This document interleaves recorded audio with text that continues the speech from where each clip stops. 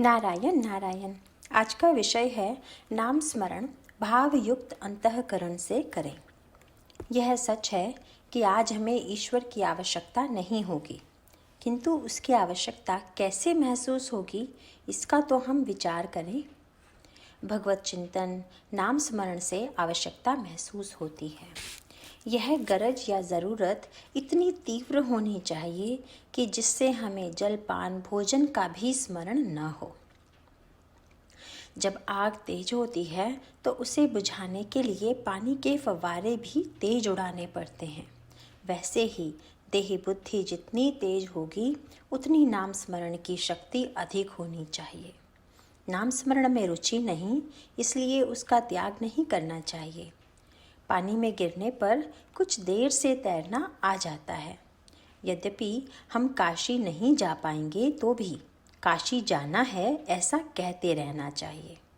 उसी प्रकार नाम में रुचि या प्रेम नहीं होगा तो भी नाम मुझे बहुत प्रिय है ऐसा कहते रहना चाहिए। नाम के अलावा दूसरा कोई सत्य नहीं है, दूसरा कोई साधन नहीं है। ऐसा दृढ़ विश्वास होने पर नाम स्मरण करना अनिवार्य हो जाता है। उसके बिना जी मानता नहीं। नाम स्मरण करने से, उसके सहवास से उसके प्रति प्रेम उत्पन्न होता है। संत कहते हैं कि भगवान है, मैं भी कहता हूँ भगवान है, लेकिन दोनों में अंतर इतना ही है कि मेरा कहना अनुमान मूलक है और संतों का कहना प्रत्यक्ष अनुभव सिद्ध है। संत देह से परे होते हैं, अतः उनके पास पहुँचने पर देहाभिमान कम होता है।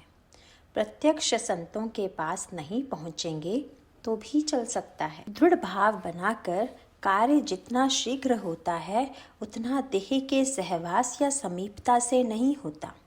हम अपनी भावना से ही तीर्थ में तीर्थ की पवित्रता, देवता में देवत्व और गुरु में गुरु की महिमा देते हैं।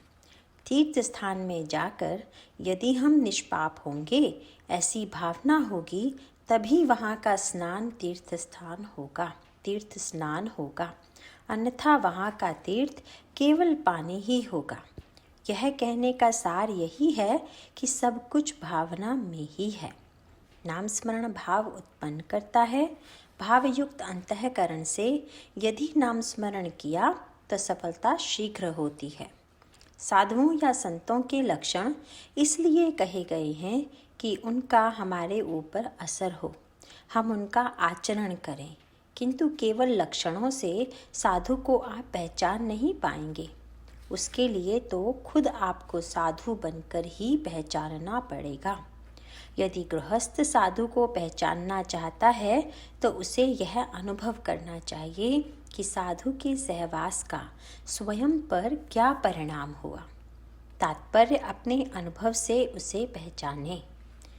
यदि हमें उसके सहवास से शांति मिली, अपना अहम कुछ कम हुआ, मन निर्विषय हुआ, यदि पूरा निर्विषय नहीं हुआ तो कम से कम निर्विषय रहने की भावना निर्माण हुई, तो समझना चाहिए वह साधु का रूप है।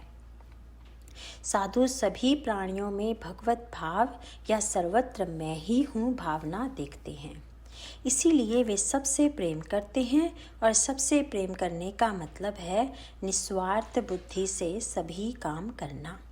हम अपनत्व कुछ ही में देखते हैं, समस्त प्राणियों में नहीं देखते, इसीलिए द्वैत भावना का अनुभव आता है। साधुओं की अहंता लय हो जाने से वे विश्व में अभेद की भावना से देखते हैं और उनका प्रेम शुद्ध होता है। नारायण नारायण।